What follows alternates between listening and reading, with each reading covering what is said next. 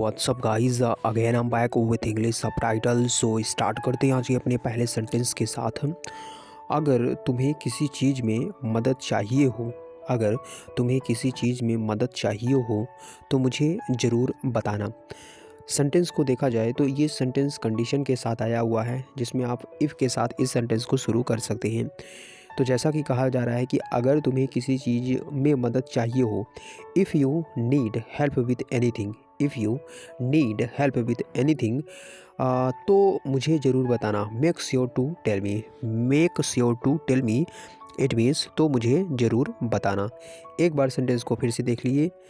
अगर तुम्हें किसी चीज़ में मदद चाहिए हो तो मुझे ज़रूर बताना, यानी कि if you need help with anything make sure to tell me. Anything का मतलब कुछ भी, और नीड का मतलब यहाँ पे ज़रूरत या मदद से है। चलिए अब बात कर लेते हैं अपने नए सेंटेंस की। Now in this sentence you can see over here, मैंने आज पूरा दिन काम किया इसलिए अब थोड़ा आराम करना चाहता हूँ या फिर चाहती हूँ। सेंटेंस अकॉर्डिंग टू गर्ल या according to boy can be amend, but यहाँ पे सेंटेंस का जो सेंस है वो सेम ही है कि मैंने आज पूरा दिन काम किया इसलिए अब थोड़ा आराम करना चाहता हूँ। So for this sentence we can say I worked the whole day today. अब इस सेंटेंस को यहाँ से आप देख लें कि मैंने आज पूरा दिन काम किया। काम किया यानी काम ख़त्म हो चुका है, ये बात बीत चुकी है, यानी ये सेंटेंस अब पास्ट का हो गया, जिस वजह से यहाँ पे वर्क का सेकंड फॉर्म लगाया गया है वर्कड, कि I worked the whole day today. It means मैंने आज पूरा दिन काम किया इसलिए सो अब थोड़ा आराम करना चाहता हूँ या फिर चाहती हूँ। Now I want to rest a bit. A bit का मतलब मैंने आपको पहले भी बताया है कि कोई चीज़ थोड़ा, तो so now I want to rest a bit. It means इसलिए अब थोड़ा आराम करना चाहता हूँ या फिर चाहती हूँ। सेंटेंस को एक बार पूरा ध्यान से देखें कि मैंने आज पूरा दिन काम किया इसलिए अब थोड़ा आराम करना चाहता हूँ या फिर चाहती हूँ। I worked the whole day today, so now I want to rest a bit. I hope it is clear. Now moving on to next sentence. Now in this sentence you can see over here, कृपया बात करते समय थोड़ा धीरे बोलो ताकि मैं ठीक से समझ सकूं। कृपया बात करते समय, अब यहाँ पे सेंटेंस आप देख सकते हैं कि कृपया से स्टार्ट है, जिसका सेंस ये है कि बात करते हुए समय थोड़ा धीरे बोलो ताकि मैं ठीक से समझ सकूं। तो यहाँ पे कहना चाहिए कि एबिलिटी की बात हो रही है, तो आप मॉडल कैन का इस्तेमाल बहुत ही सिंपल तरीके से कर सकते हैं, लेकिन उसके पहले आप सेंटेंस को पूरा देखिए। Please speak a little slowly, please speak a little slowly while, कब, जब बात कर रहे हो, वाइल टॉकिंग, सो दैट, ताकि आई कैन अंडरस्टैंड प्रोपरली।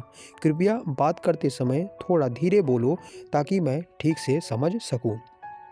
एक बार फिर से देखें कि please speak a little slowly, please speak a little slowly का मतलब कृपया धीरे बात करें, वाइल टॉकिंग, बात करते समय, सो दैट, ताकि, आई कैन अंडरस्टैंड, मैं समझ सकूं, प्रॉपरली, अच्छे से। तो ये इसका सेंस रहा। प्रॉपरली का मतलब ठीक ठाक, और यहाँ पे स्लोली का मतलब धीरे, बाकी तो आपको पता ही है। Now moving on to next sentence. Now in this sentence you can see, मुझे नहीं पता कि यह सही फैसला है या नहीं। It means I don't know whether this is the right decision or not. Whether this is the right decision. Whether का सेंस यहाँ पे है या नहीं, तो मतलब यहाँ पे दो चीज़ों को कॉन्ट्राडिक्शन करने के लिए whether का इस्तेमाल कर सकते हैं कि मुझे नहीं पता कि यह सही फैसला है या नहीं, लेकिन मैं कोशिश करूँगा या फिर कोशिश करूँगी। तो I don't know whether this is the right decision or not. I don't know whether this is the right decision or not. लेकिन मैं कोशिश करूँगा, but I will try, but I will try.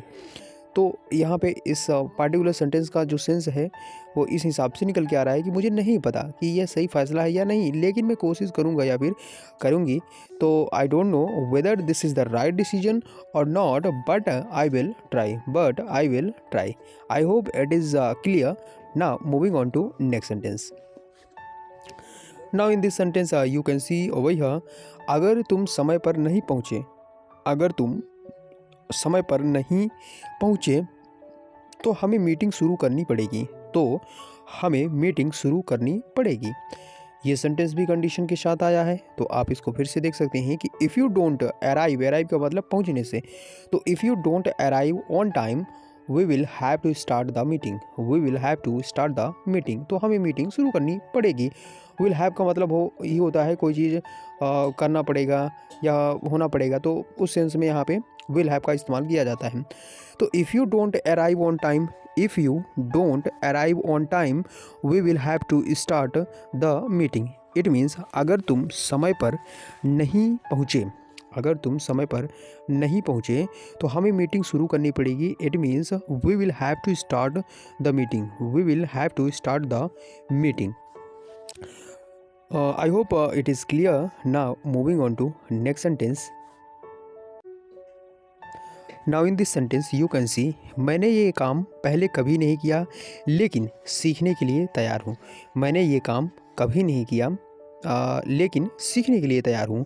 I have never done this work before but I am ready to learn.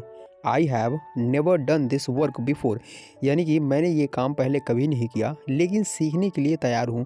But I am ready to learn, but I am ready to learn.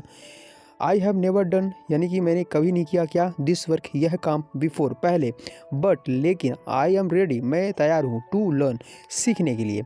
तो sentence को देखा जाए एक बार फिर से तो इस हिसाब से है कि मैंने ये काम पहले कभी नहीं किया लेकिन सीखने के लिए तैयार हूँ। I have never done this work before but I am ready to learn. So guys this is a sentence of subtitle जिसको सिंपल तरीके से एक्सप्लेन कर दिया गया है एंड आई होप कि आपको ये सारे ही सेंटेंस काफ़ी सिंपल तरीके से समझ में आ गए होंगे। तो चलिए मिलते हैं हम अपने नए वीडियो में नए सबटाइटल्स के साथ। Till then take care and see you guys. धन्यवाद।